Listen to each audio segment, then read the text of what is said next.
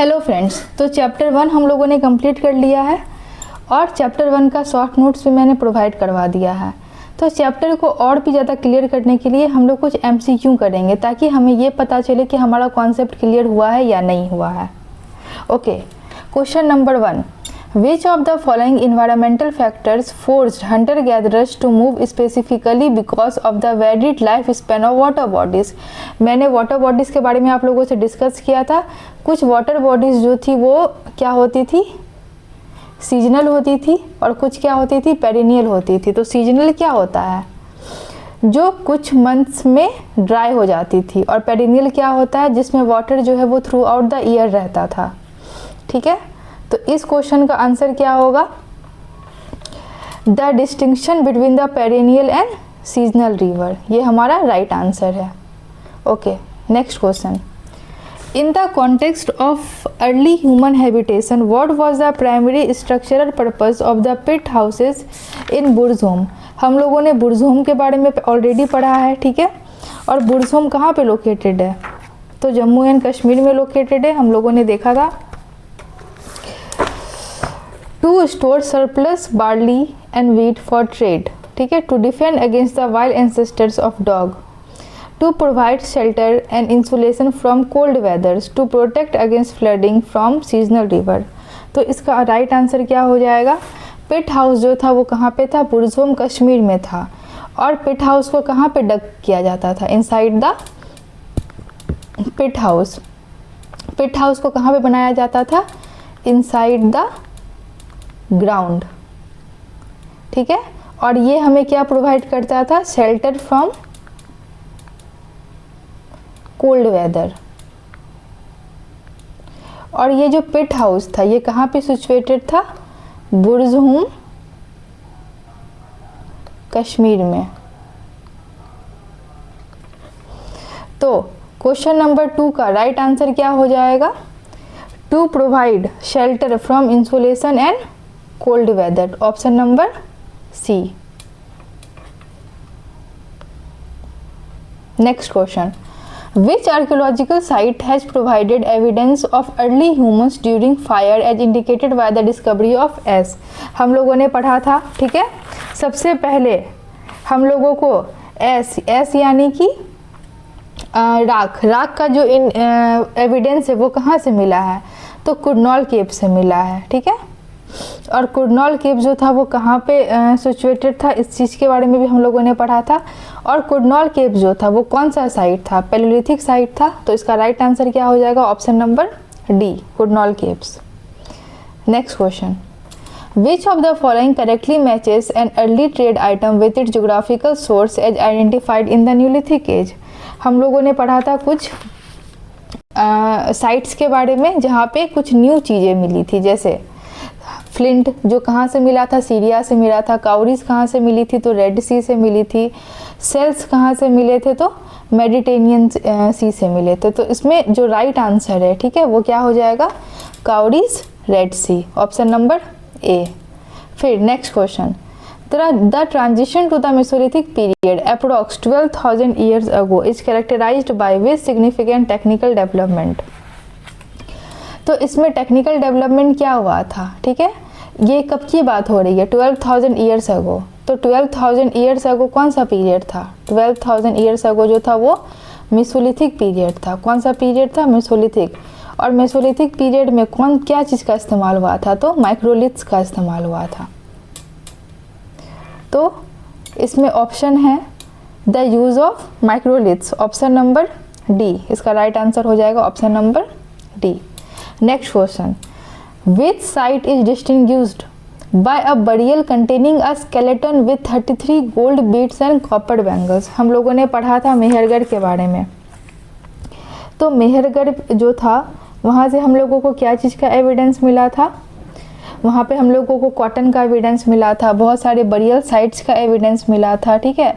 और वहाँ पे remains of square and rectangular houses का भी एविडेंस हम लोगों को मिला है। लेकिन यहाँ पे क्या चीज़ का बात हो रहा है, 33 gold beads and copper bangles, एक स्केलेटन मिला है, ठीक है। वो स्केलेटन जो है वो एक रिच व्यक्तित्व को दर्शाता है, ठीक है, जिसे भी दफनाया गया था उसके साथ 33 गोल्ड बीट्स और कॉपर बैंगल्स मिले हैं। तो ये साइट जो था वो कहाँ पे सिचुएटेड था, तो आदिचामल्लूर में सिचुएटेड था। Next question, which geographical feature made Mehrgarh a critical location for early settlement and trade. Mehrgarh जो था वो कहाँ पे लोकेटेड था, ठीक है, इसके बारे में हम लोगों ने पढ़ा है। तो मेहरगढ़ जो था वो बोलन पास के मेहरगढ़ जो था वो बोलन पास के पास सिचुएटेड था, जो हम लोगों को इम्पॉर्टेंट रूट प्रोवाइड करता था। कहाँ के लिए, ईरान के लिए। तो इस क्वेश्चन का जो राइट आंसर है वो क्या हो जाएगा, it proximity to the Bolan pass, option number C. Now next question, according to the timeline provided the Palaeolithic period spend which of the following ranges. हम लोगों ने पढ़ा था, ठीक है, पैलोलिथिक एज के बारे में, मेसोलिथिक एज के बारे में और न्यूलिथिक एज के बारे में। जो पैलोलिथिक एज था वो कब से कब तक था, from 20 lakh years ago to 12,000 years ago. फिर जो मेसोलिथिक पीरियड था, ठीक है, वो कब से कब तक था। सबसे पहले हम लोगों ने पैलोलिथिक पीरियड के बारे में पढ़ा था, जो कब से कब तक था, 20 लाख ईयर्स अगो से लेके 12,000 ईयर्स अगो। फिर मेसोलिथिक पीरियड कब से कब तक था, 12,000 ईयर्स से लेके 10,000 ईयर्स अगो तक। और न्यूलिथिक पीरियड कब से कब तक था, फ्रॉम 10,000 टू 4,500 ईयर्स अगो, ठीक है। तो यहाँ पे किस पीरियड की बात हो रही है, यहाँ पे पैलोलिथिक पीरियड की बात हो रही है। तो इसका आंसर क्या हो जाएगा, ऑप्शन नंबर ए, 2 मिलियन से लेके 12,000 years ago. Next question, which of the following set of animals were the first to be reared by the people of Mehrgarh. हम लोगों ने पढ़ा था, इसका राइट आंसर क्या हो जाएगा, option number A, ship and God. Ship and God का फर्स्ट एविडेंस मिलता है हम लोगों को कहाँ से, तो मेहरगढ़ से। लोग जो थे वो सबसे पहले उन लोगों ने शिप और गॉड को यहाँ पे रियर किया था, और अर्लीस्ट विलेज का भी एविडेंस हम लोगों को मेहरगढ़ से मिलता है। तो मेहरगढ़ जो था वो कहाँ पे सिचुएटेड था, बोलन पास के पास, और ये one of the important routes था कहाँ के लिए, तो ईरान के लिए। Now next question, cotton cultivation has been traced back to which site and how many years ago. Okay, तुरंत हम लोगों ने क्या चीज़ के बारे में पढ़ा था, कॉटन एविडेंस के बारे में पढ़ा था। और ये एविडेंस कहाँ से मिला है, तो मेहरगढ़ से मिला है, Mehrgarh 7,000 years ago. Next question, which site is specifically categorized as an early village in the provided archaeological classification. फिर से वही आंसर हो जाएगा, ठीक है, ऑप्शन नंबर सी, इनाम गांव। तो इनाम गांव जो था वो अर्ली विलेजेस था, ठीक है, प्रोवाइडेड आर्कियोलॉजिकल क्लासिफिकेशन। यहाँ पे क्वेश्चन थोड़ा अलग है, जो हमें क्या चीज़ प्रोवाइड कर रहा है, तो आर्कियोलॉजिकल क्लासिफिकेशन प्रोवाइड कर रहा है। The discovery of microliths is defined characteristic of which pre historic period. तो माइक्रोलिथ जो था उसका इस्तेमाल कब से शुरू होना स्टार्ट हो गया था, मेसोलिथिक पीरियड से स्टार्ट हो गया था। Next question, which reason for the movement of hunter gatherer was directly tied to the biological life cycles of the flora they consumed. तो इसका आंसर क्या हो जाएगा, प्लांट एंड ट्रीज, मैंने पढ़ाया था, ठीक है। 4 रीजंस थे, हंटर और गैदरर जो थे वो एक जगह से दूसरी जगह मूव करते थे, उसके पीछे क्या थे, 4 कारण थे। सबसे पहला कारण क्या था, अगर वो एक ही जगह बहुत लंबे समय तक रुकेंगे तो जितने भी आसपास के प्लांट या एनिमल रिसोर्सेज है उसे वो ख़त्म कर देंगे। दूसरा, जो भी एनिमल्स को लोग हंट करते थे वो एनिमल्स भी तो मूव करते थे अपने प्रे के लिए, तो उन्हें उनके मूवमेंट को फॉलो करना पड़ता था। तीसरा, प्लांट ट्रीज, ठीक है, या फ्रूट डिफरेंट सीजन्स में फ्रूट प्रोवाइड करते हैं हम लोगों को, इसलिए पीपल को सीजन टू सीजन जो था वो मूव करना पड़ता था। और 4th रीज़न क्या था कि कुछ रिवर जो थे वो सीजनल थे और कुछ जो थे वो पेरिनियल थे, इस वजह से लोगों को एक जगह से दूसरे जगह मूव करना पड़ता था। तो इस क्वेश्चन का राइट आंसर क्या हो जाएगा, option number A, plants and trees bear fruit in different seasons. Next question, archaeological sites such as Koldiva and Mahagara are grouped together under which classification। तो कोलदीवा और महागरा के बारे में हम लोगों ने पढ़ा था, ठीक है, इन सब को हम लोगों ने किस साइट के अंडर पढ़ा था, तो न्यूलिथिक साइट के अंडर पढ़ा था। Next, what is unique about the architecture found in Mehrgarh compare too early nomadic life cycles. तो इसका आंसर क्या हो जाएगा, मेहरगढ़ में हम लोगों को किस तरह के हाउसेस मिले हैं, स्क्वायर एंड रेक्टेंगुलर हाउसेस मिले हैं, ठीक है।